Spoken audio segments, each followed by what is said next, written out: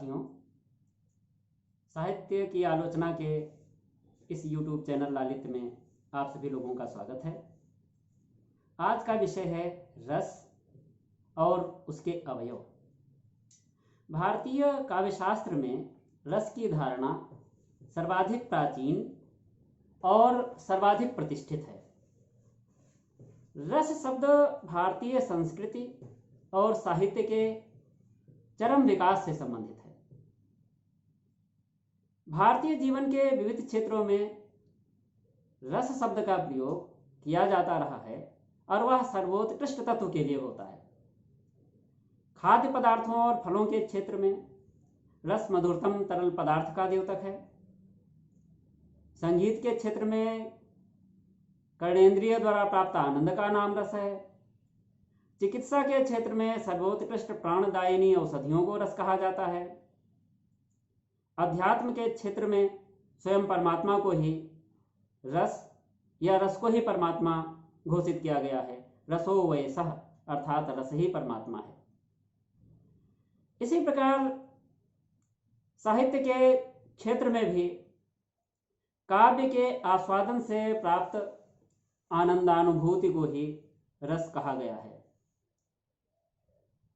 जब हम किसी कविता को सुनते हैं, पढ़ते हैं, कहानी इत्यादि पढ़ते हैं, नाटक एकांकी इत्यादि पढ़ते हैं या उन्हें देखते हैं, तो उसको देखने, सुनने, पढ़ने से जो आनंद प्राप्त होता है, जिस आनंद की अनुभूति होती है, उसे ही रस कहा जाता है।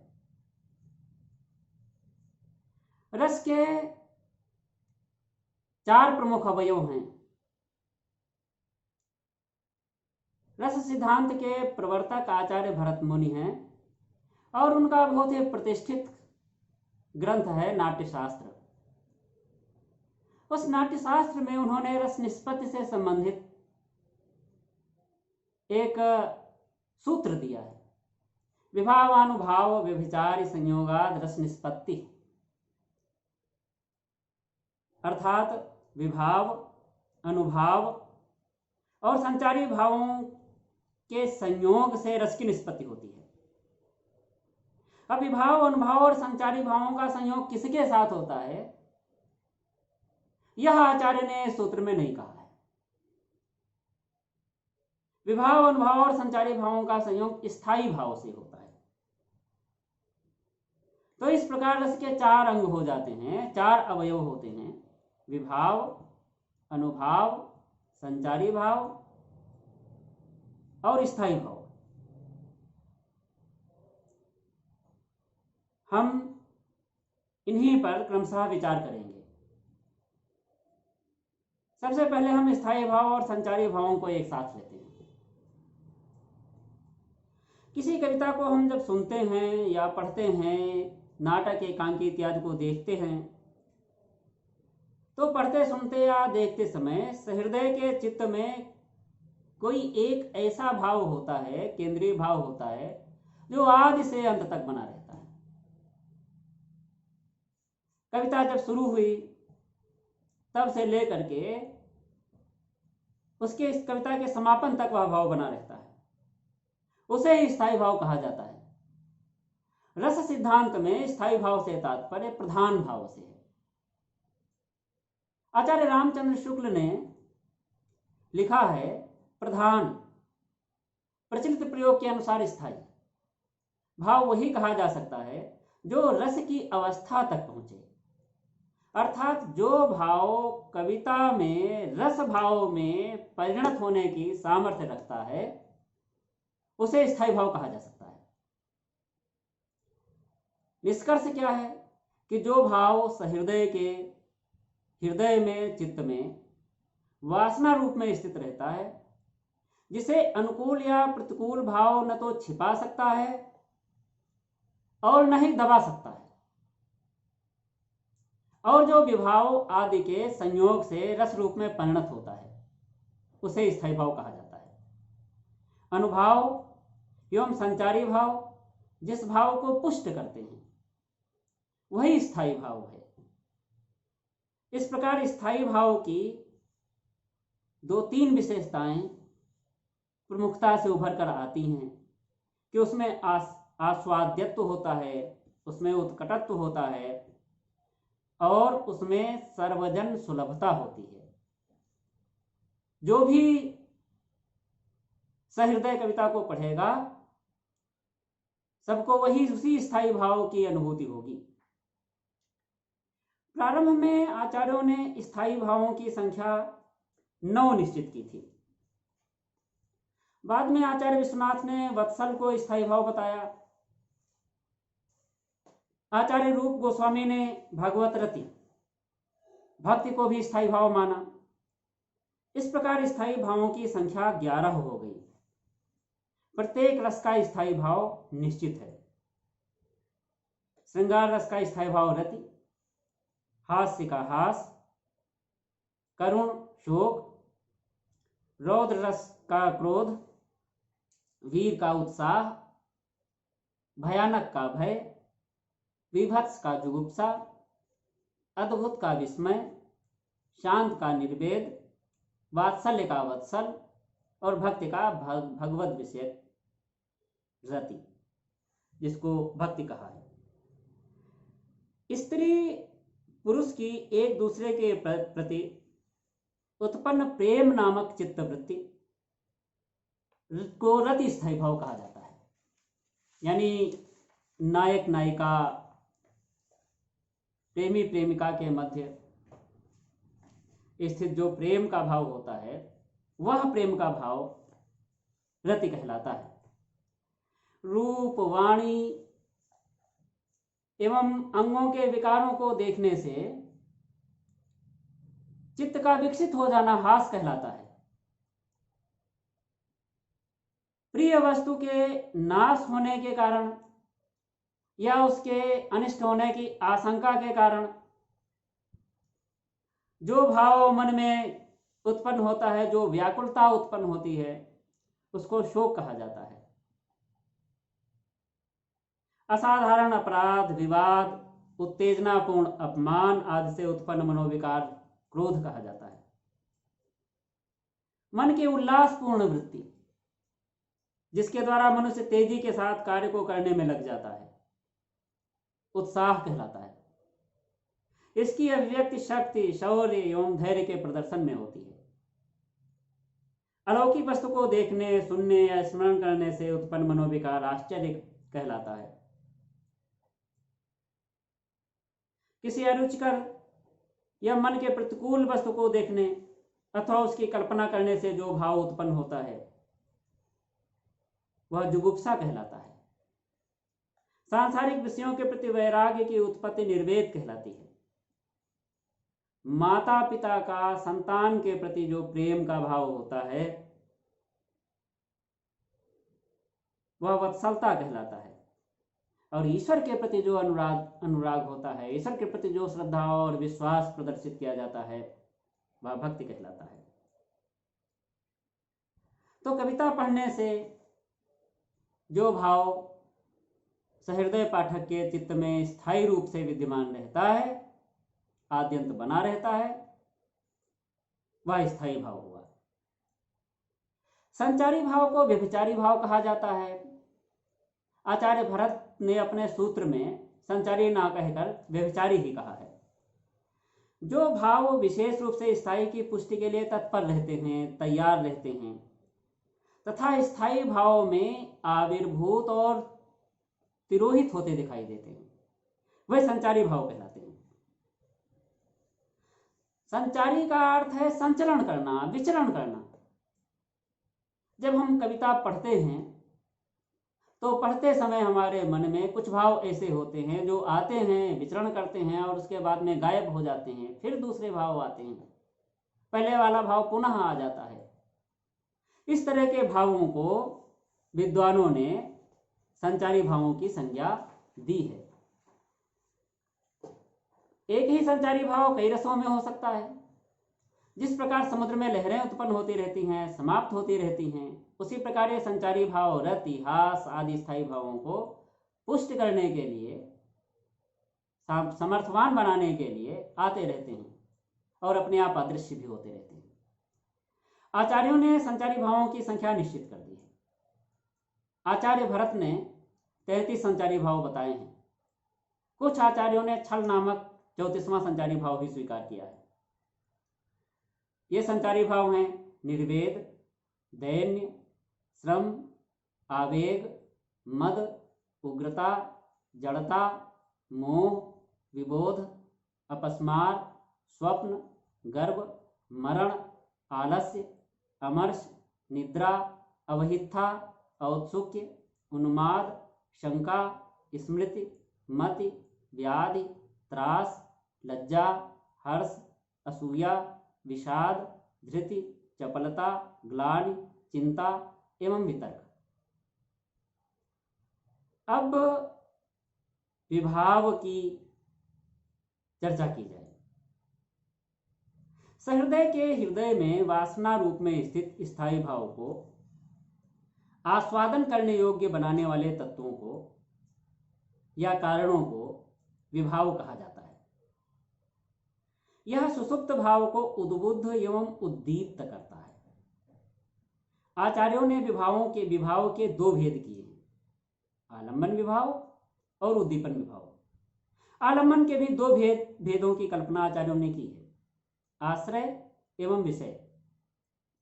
विभाव के दो भेद और फिर आलम्बन के दो भेद मानने की अपेक्षा विभाव के ही 3 भेद मानना उपयुक्त होगा। आलम्बन विभाव, आश्रय और उद्दीपन विभाव। जिस व्यक्ति या पदार्थ के अवलंब से सहृदय पाठक, श्रोता या आश्रय के हृदय में स्थायी भाव का स्फुरण होता है, उसे आलम्बन विभाव कहा जाता है। उदाहरण के लिए शकुंतला को देखने पर दुष्यंत के हृदय में रति भाव जागृत हो गया, तो शकुंतला आलम्बन हो गई। रति, हास, उत्साह आदि स्थायी भावों का जो आधार होता है, अर्थात काव्य, नाटक आदि में रति आदि स्थायी भावों की जिसे अनुभूति होती है, उसे आश्रय कहा जाता है। आलम्बन का जो उदाहरण दिया गया वही उदाहरण हम पुनः लेते हैं। शकुंतला को देखकर दुष्यंत के हृदय में रति का भाव जागृत हुआ, अतः दुष्यंत आश्रय है। यानी जिसके हृदय में स्थायी भाव जागृत होगा, पल्लवित होगा, बढ़ेगा, वह आश्रय होगा, और जिसके कारण स्थायी भाव की अनुभूति हो रही होगी वह आलम्बन होगा। अब विविध चेष्टाएं, वस्त्राभूषण एवं बाह्य परिस्थितियां आदि जो स्थायी भाव को बढ़ा देती हैं, जो उद्दीप्त कर देती हैं, उद्दीपन विभाव के अंतर्गत समाविष्ट होती हैं। प्रत्येक रस के अपने कुछ विशिष्ट उद्दीपन होते हैं। मांसल एवं रम्य कलेवर, वस्त्राभूषण एवं आंगिक चेष्टाएं रति आदि भाव को बढ़ाते हैं, अतः यही उद्दीपन कही जाएंगी। उद्दीपन विभाव की महत्ता आलम्बन विभाव से किसी प्रकार कम नहीं है, क्योंकि रति आदि भाव आश्रय के हृदय में उद्बुद्ध होकर भी शांत रहते हैं। इस उद्बुद्ध या जागृत स्थायी भाव को प्रदीप्त रखने के लिए उद्दीपन विभाव की सहायता ली जाती है। अनुभाव का रस सिद्धांत में बहुत महत्वपूर्ण योगदान है। आचार्य भरत मुनि ने अभिनय को अनुभव गोचर बनाने वाले साधनों को अनुभाव कहा है। अनुभावयन्ति इति अनुभावा, अर्थात जो स्थायी भाव का अनुभव कराएं उन्हें अनुभाव कहा जाता है। स्थायी भाव के उदय होने के पश्चात जो शारीरिक विकार दिखाई देते हैं उन्हें अनुभाव कहा जाता है। अनुभावों के द्वारा आश्रय के चित्त में व्याप्त स्थायी भाव का अनुभव होता है। वचन, शारीरिक चेष्टाओं आदि के द्वारा सहृदय का हृदयस्थ भाव प्रकट हो जाता है। ये चेष्टाएं एवं क्रियाएं ही अनुभाव कही जाती हैं।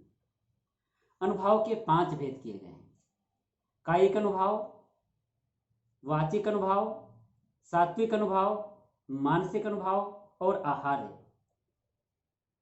स्थायी भाव का अनुभव कराने वाली आंगिक चेष्टाएं, काया की चेष्टाएं, शरीर की चेष्टाएं कायिक अनुभव के अंतर्गत आती हैं। कटाक्षपात, भ्रू संचलन, हाथ उठाना इत्यादि क्रियाएं इसी के अंतर्गत परिगणित की जाती हैं। जैसे बिहारी ने लिखा, लखी गुरुजन बिच कमल सो, शीस छुआयो श्याम, हरि सन्मुख करियार सी, ये लगाई बाम। इसमें नायक की जो शारीरिक चेष्टाएं हैं, कमल को अपने सिर से लगाना, कमल का चूमना, शीशे को सामने लाना, हृदय में लगाना, ये सब कायिक अनुभव हैं। वाणी द्वारा हृदयस्थ स्थायी भाव का प्रकाशन वाचिक अनुभव कहा जाता है। वाणी से यह ज्ञात हो जाता है कि रति का भाव है या क्रोध का भाव है। रामचरितमानस में धनुष भंग का प्रसंग आता है और धनुष के टूटने के बाद परशुराम पहुंचते हैं और कहते हैं, रे नब बालक काल बस, बोलत तो ही न संभार, धनु ही सम त्रिपुरार धनु, विदित सकल संसार। तो परशुराम की वाणी से पता चल रहा है कि उनके मन में क्रोध का भाव है। इसलिए परशुराम की वाणी यहां पर वाचिक अनुभव है। सात्विक अनुभव, शरीर के वह स्वाभाविक परिवर्तन जिन पर मानव का कोई नियंत्रण नहीं होता, सात्विक अनुभव के अंतर्गत आते हैं। सत्व अंतःकरण का एक विशेष धर्म है। यह विशेष धर्म हृदयस्थ भाव की प्रतीति कराता है। आचार्यों ने इनकी संख्या 8 मानी है। स्तंभ, स्वेद, रोमांच, स्वरभंग, कंपन, वैवर्ण, अश्रु और प्रलय। यानी भय, हर्ष, विस्मय, लज्जा, इनके कारण कभी कभी शरीर का संचलन जब अचानक रुक जाता है, नायक या नायिका जड़वत खड़े रह जाते हैं, तो उसे स्तंभ कहते हैं। जैसे पुष्प वाटिका प्रसंग में तुलसीदास जी ने लिखा कि थके नयन रघुपति छवि देखे, पलिकन हूं परिहरि निमेषे, अधिक स्नेह देह भय गोरी, शरद ससेह जनु चितव चकोरी, थके नयन रघुपति छवि देखे। सीता के नेत्र थक गए, उनमें उन्मीलन नहीं हो रहा है, पलकें उनकी नहीं चल रही हैं, तो यह स्तंभ हुआ। स्वेद, क्रोध, भय, लज्जा, हर्ष, विषाद आदि के कारण उत्पन्न पसीने को स्वेद सात्विक कहते हैं। बिहारी का नायक नायिका की वेणी बना रहा है। नायिका कहती है, रहो गुही बेनी लख्यो, गुहिबे को त्यो नार, लागे नीर चुचान जे, नीठ सुखाए बार। रहो, रहने दो, गुही बेनी, तुमने वेणी गुह दी है, बना दी है। लख्यो गुहिबे को त्योनार, वेणी बनाने का तुम्हारा त्योनार, ढंग, गुण, कला मैंने देख ली है। लागे नीर चुचांजे, नीठ सुखाए बार, जिन बालों को बहुत अच्छी तरह से सुखाया था उनमें पानी चुचवाने लगा है, निकलने लगा है। यह स्वेद, यह पसीना सात्विक अनुभव है। रोमांच, स्पर्श, भय, क्रोध आदि के कारण शरीर के रोमों के खड़े हो जाने को रोमांच सात्विक अनुभव कहते हैं। विहस बुलाए विलोकित, प्रौढ़तिया रस भूमि, पुलक पसीजत पूत को, पिय चूम्यो मुख चूमि। स्वरभंग, हर्ष, शोक, भय आदि के कारण कंठ का गदगद हो जाना या स्वर का रुक जाना स्वरभंग कहलाता है।